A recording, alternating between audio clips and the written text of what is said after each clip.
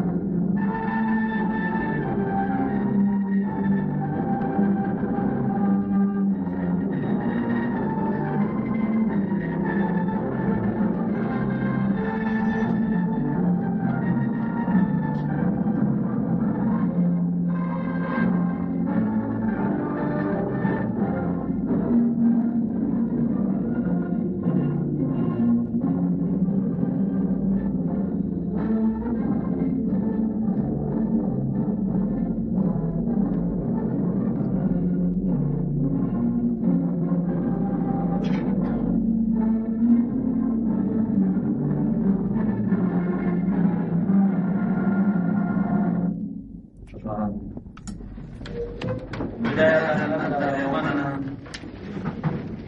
كلجنة تسوية الحزب المصري الديمقراطي الاجتماعي بترحيب الأستاذ طاهر العوضي، عضو ائتلاف شباب الثورة وعضو مؤسس الحزب المصري الديمقراطي الاجتماعي وهو محامي. ومعنا الأستاذ زلاء عبد الحميد منسق للحزب المصري الديمقراطي الاجتماعي الأصيل. ومعنا الأستاذ عبد المنعم سيد أحمد لجنة الحزب المصري الديمقراطي الاجتماعي الأصيل. ومعنا الدكتور ياسر الدين مسؤول الحزب المصري الديمقراطي الاجتماعي بزهير. ومعنا الأستاذ محمد شحاتة المنسق الجمعية الوطنية الكبير والمنسق العام لائتلاف شباب زهير. ومعنا جميعكم ونرحب بكم جميعكم منكم ولكم. الآن نبدأ بالتعريف بالحزب وعن أهدافه ومبادئه مع الدكتور ياسر. بسم الله الرحمن الرحيم.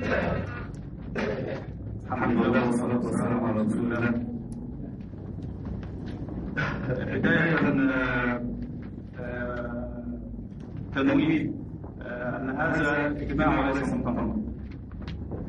ربما وصلت الدعوة على أنه مؤتمر للحزب، ولكنه اجتماع بلجنة مؤسسين الحزب في محافظة زهير للتحضير لمؤتمر شعبي جماهيري سوف يحضر فيه عون الله تعالى الأستاذ الدكتور محمد الله، وكيل مؤسس الحزب ومؤسس حركة الاستعمال الشهيد.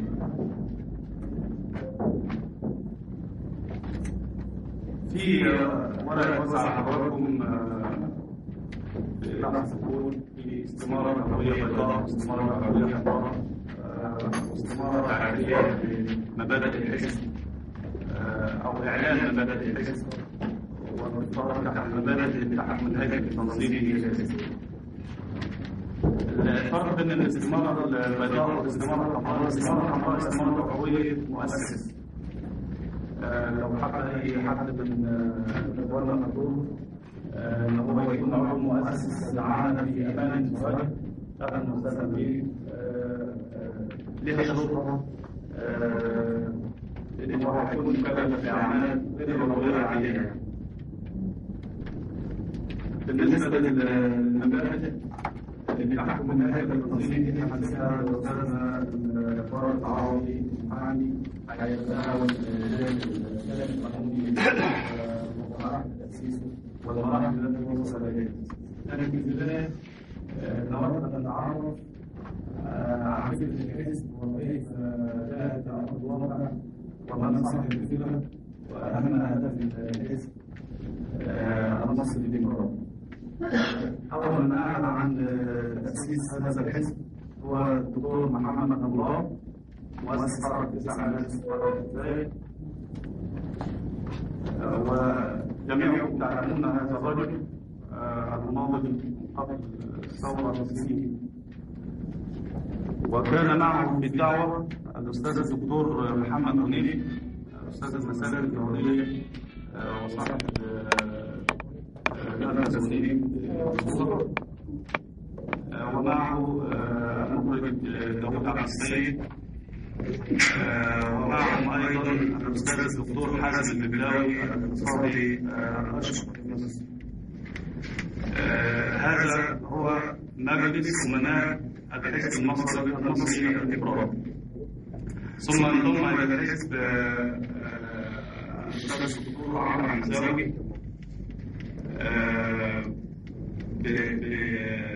هو كان سابقا اعلن عن تكوين حزب مستقل، الحزب الليبرالي، ثم انضم الى الحزب التيار الذي يمثل.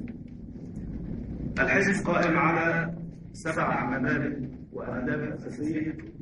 في البدايه رقم 1 هي حقوق الانسان، ضمان كافه الحقوق السياسيه والمدنيه والاقتصاديه والاجتماعيه والصحيه واحترام الحريات الشخصيه للافراد بما يبيح احترام كل المقاصد الماديه والاجتماعيه. نمرة 2 المواطنة، حيث انها تقوم على اساس الدوله المدنيه الحديثه التي يتساوى فيها كل المواطنين في الحقوق والواجبات بصرف النظر عن الجنس او اللون او الدين او العرق او الثروه او الانتماء السياسي او الحزبي. كما تؤسس المواطنه على حق كل مصري المسؤول على الخدمات الاساسيه التي تقدمها الدوله مثل الامن والتعليم والصحه. كان في سؤال دايما يتردد الانسان هو ايه واجب الحزب؟ الحزب بيضم الدكتور محمد ابو الله، الدكتور محمد منير، الدكتور حازم البلاوي، والدكتور عمرو حمزاوي، والدكتور خالد منتصر، واعلام كثيره جدا من مصر. كل عالم من الاعلام ده ليه تواجد الفكر بتاعه وليه الفلسفه بتاعته. فايه هو تواجد الحزب؟ ده كان دايما السؤال المطلوب ونسال دايما. الحزب زي ما اسمه يقول تواجده ديمقراطي اجتماعي. ديمقراطي يعني حريه الناس انها تفكر وتتكلم على راحتها، وان يكون لها صوت في كل سياسات الدوله، وانها تختار قيادتها بنفسها وتحاسبهم عند التقصير.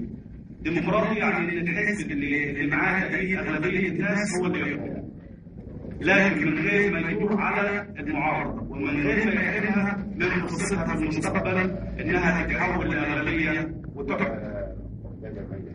حزبنا اجتماعي يعني احنا بنفكر في المجتمع ككل مش جزء منه. يعني احنا حاسين بالحاله الاقتصاديه الصعبه اللي كلنا بنعاني منها، وزي ما الفرد ليه حقوق لازم نحترمها جميعا، لازم برضه المجتمع ككل يكون ليه حقوق. لازم يكون في تكافؤ وتضامن في المجتمع. هي دي الديمقراطيه الاجتماعيه. هو ده